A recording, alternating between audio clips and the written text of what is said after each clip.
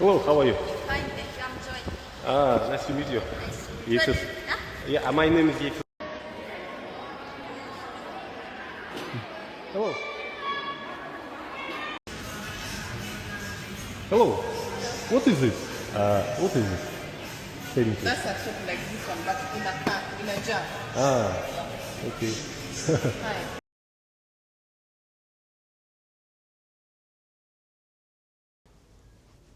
Hi guys, how are you doing? Niza kumwese meze neza. Uyu munsi nibagiye gupostinga. I'm so sorry. Nanibagiwe.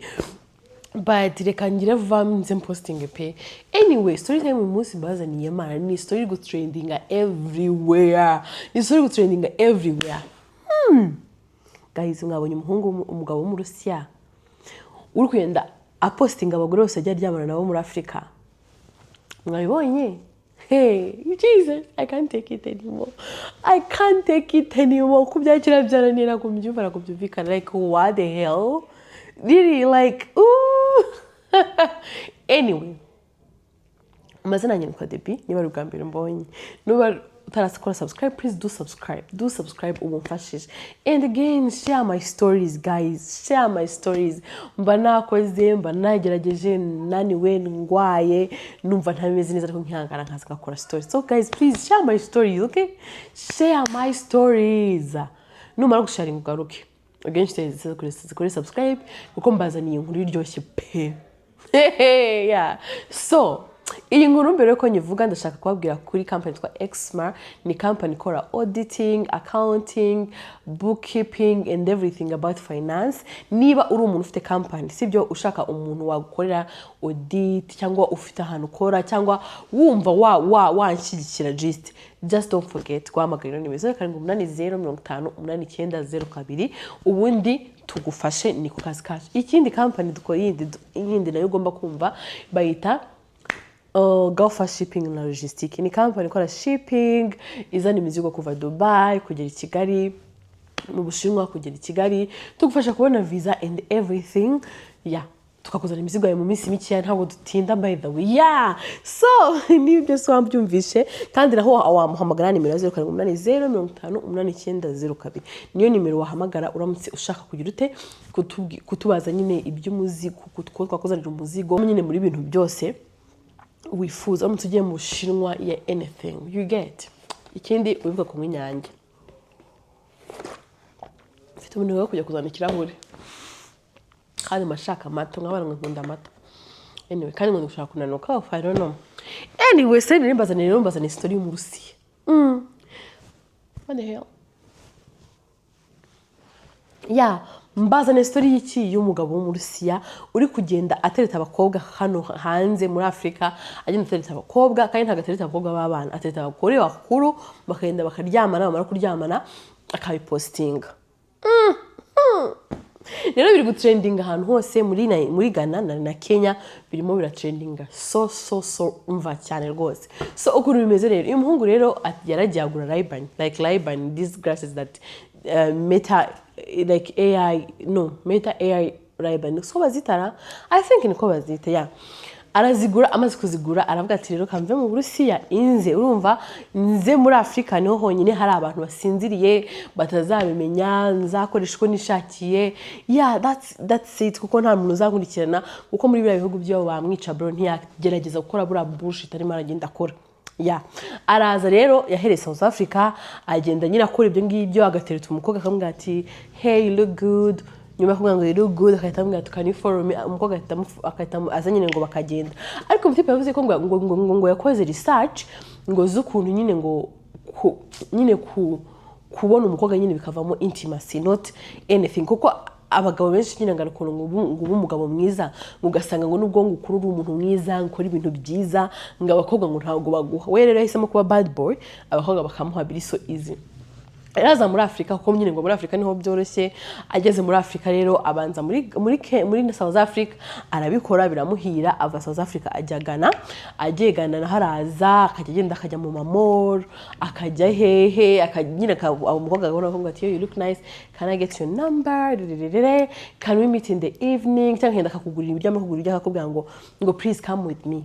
ngo se nkwereka ngo ukuntu mbayeho yakugeza iwe urumva akabanza akavuga ngo mbyinira nyanya yamara kumubyinira umva akajya kukurya iki yamara kukurya akanakwerekana nyine wasoje uri wamaze kwambara uri kugenda ukamubwira ati please call me when you are back this and this yeah ubundi ya video yawe akayibika nyine akunda gupostinga aravuye muri icyo gihugu nk'ibyo byose nyine yabipostinze yesterday yapostinze video 185 yesterday niwe yapostinze usibye ko account yari ifite 105 bahise bayikuraho ubu yafunguye indi ifite 4400 nayo yasigira abantu bamukurikira yeah so harimo rero video ngeze intangaza sindabyumva n'ubu ngubu sindabyakira kubera ko kubona ibintu nka biriya no ku muntu w'umubyeyi umumama Jesus it's too much uriya mutipe rero afite technique araza iyi video yantangaje ya mbere yagiye mu rusengero yabanje kwenda mu rusengero agiye mu rusengero asangayo abamama n'abakobwa bicaye batuje bameze neza nta kibazo na kimwe arabasuhuza rero gasana muri korya rwa hano ni kuri church avuga ngo ngo maze iminsi 2 nanjye mvuye mu Burusiya ngo niho ntuye ngo ariko nyine ngo naje nyine ngo muri Kenya gusura Kenya things like that umukobwa ahita amubwira ngo okay yaramutumiye the next day aragaruka noneho yinjira mu rusengero ajya gutereta wa mukobwa wa wundi nyine wagize yandi bahuye before amaze tangira nyine no pastor arabibona pastor aramuhaza ngo umva wowe wamuzunguye kutereta umukobwa mu rusengero what's wrong with you aramubwira ngo umukobwa ni mwiza namukunze avuga ngo ni mwiza namukunze umukobwa nyine arabiseka baricara barinze uteko tubona video ari kujya muri uwo mukobwa nyine wo mu rusengero umukobwa wa pastor muri apartment ya wa muzungu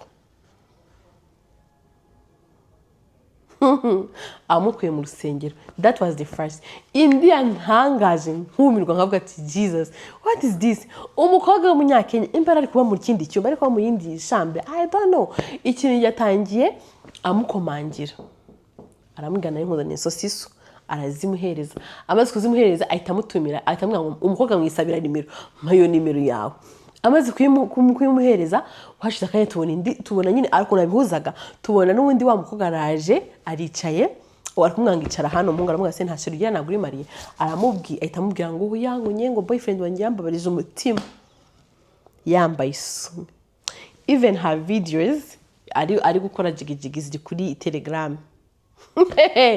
indi video yantangaje nkumirwa niyo umukobwa ahuriye nawe muri mall araza barahobera nawe azi guhobera nawe aragenda ajya kubwirira ibiryo amaze kubwira ibiryo agenda amubyinisha umuhanda wose amubyinisha amaze kumubyinisha ahita amujyana muri apartment ageze aramubyinira ya indi video yantangaje ni nyinshi vrema indi video yantangaje niyo umukobwa umumama yaravanye abana ku ishuri yaruzwe gutora umwana kushaka amufasha akaboko bari kugenda nyine mu muhanda aramuhagarika umumama mbona mukuru bro mukuru aramuhagarika kandi kumuhagarika aramubwira ati urabona bavanye abana ku ishuri wofata nimero yawe turaza kuza kuvugana uzo kuza kundeba ni mugoroba umugore arahari ari kumubyinira Japanje yagushyamo indirimbo zo kirusiya nabwo ashyiragamo indirimbo z'igiswahili wapi yashyiragamo ikirasha nicyo yashyiragamo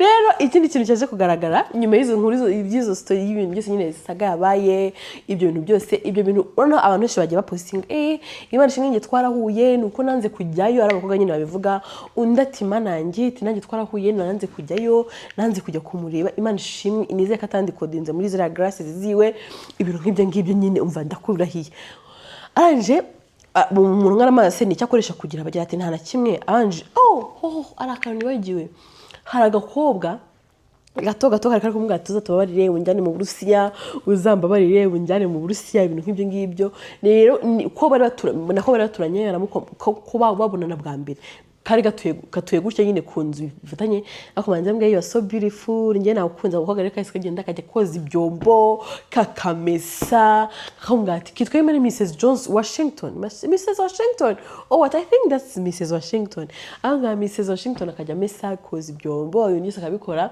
kamga sheri njyana mu Burusiya kamga umukambwa ngo njyana muri vacances mu Burusiya umungu akamuga ngo kireka ni witegera mbwa tuye sheri nabwo ngenzi tijya no zitegera ati umuntu uzahita ngo visas umuntu yose atamwe ati ngo kireka nishakira visa umukobwa atamwe ngo okay ngo reka ngo tugende ngo muri Thailand ngo ni visa free ngo kuba nyakenya umuhungu ataramubwira ati uzitegera ibintu nk'ibyo ngibyo nyine ka Mrs Washington kamesaga kagakurupa gakora ibintu byose rero tukiri kuzi inkuru byagaragaye ko even nyine byo bakimara kubivuga sister w'uyu mutipe nyine sister bavukana mu nda umurusiya nyine uri muri Russia yanditse avuga ko uyu muhungu hize HIV positive ibintu byose ari gukora nyine abizi neza akarwaye akwenda yanduza abantu guys mujye kubireba by the way biri hantu hose mwandikemo ngo Russian guy most especially kuri TikTok kuko uyu mutipe ni influencer kuri TikTok uziye ko TikTok yari ifite abantu benshi nyine ijana ifite abantu 105 bamugira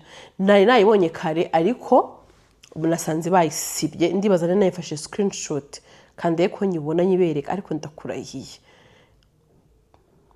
nayifashe screenshot ndi kwishaka ngo nyibereke noneho ndakubwiye ngo uyu muhungu yantangaje ndavuga so someone is doing that. This is the account. I don't know if you guys can see it, but this is the account.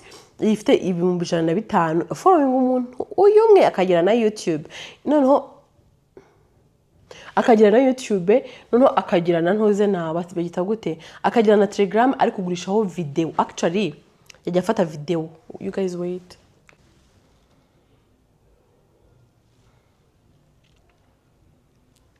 umva icyo nende kuvuga ati rero ukuntu ari kubigenza gufata video hahandi bahura ari kubateretana ni yanyuma nyine bari kumusezera kumwe ati please come back nugaruka uzambwende tubonane ibintu nk'ibyo ngibyo akazifatanya akazishyira kuri TikTok none izo bari kuryamana izo bari gukora nyine bari gukora jigi akazifata akazishyira kuri Telegram ukishyura $5 kugira ngo ujye kuzireba guys this story sinzi impamvu numva nayirakariye yandakaje pe.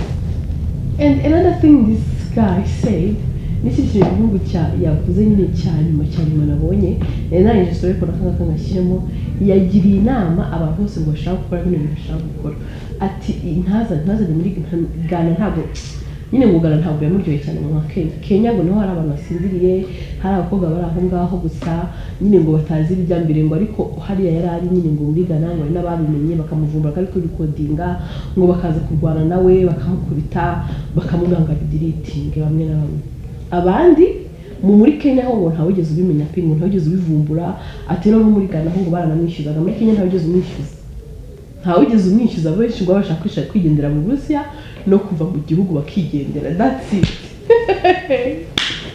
Anyway guys bye nena irangiye ariko mbivuga nzirongera kano kantu bye bye.